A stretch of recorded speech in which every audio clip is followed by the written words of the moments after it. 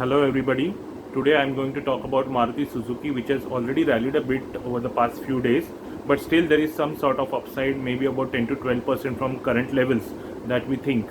Now the main thing is that we have seen the auto sector getting impacted because of the demand issues, as well as on the supply constraints. But on the the passenger vehicle side, especially Maruti, Mahindra, etc., the demand is quite robust, but the supply constraints are there.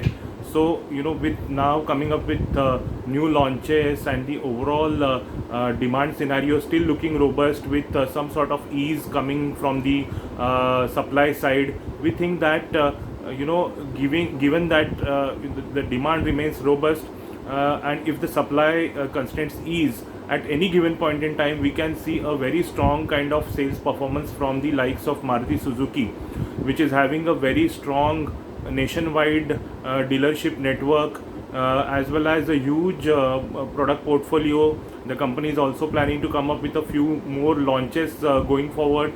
Variants are coming up, as well as new launches are coming up. The CNG segment, which was contributing about 7% a year ago, now it's contributing about 12%, and in FY21 it has grown by about 18%. And on the mild hybrid side, the sales for Maruti have grown by about 50%. The company is having about 6 variants in that particular part of the segment, and the demand is quite robust. When we spoke to the dealers, we saw that the demand for Alto, Wagoner, Brezza, Baleno, Swift, Ertiga, all these vehicles is quite strong.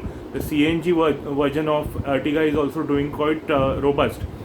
So with TSMC, the Taiwan Semiconductors Manufacturing Company, saying a couple of months ago that they are expanding their capacities, and it may ease up the demand, the supply constraint within 3 to 4 months.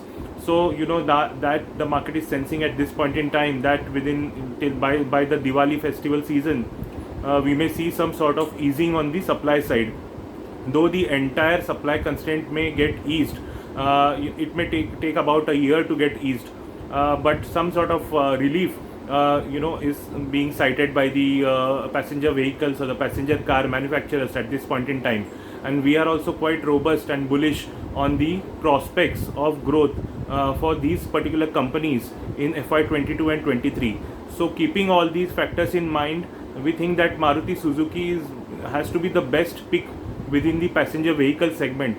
And therefore we think that even if the stock has rallied over the past few days, there is still about 10 to 12% upside from current levels, and one can enter into it as soon as there is some sort of mild dip into the stock price.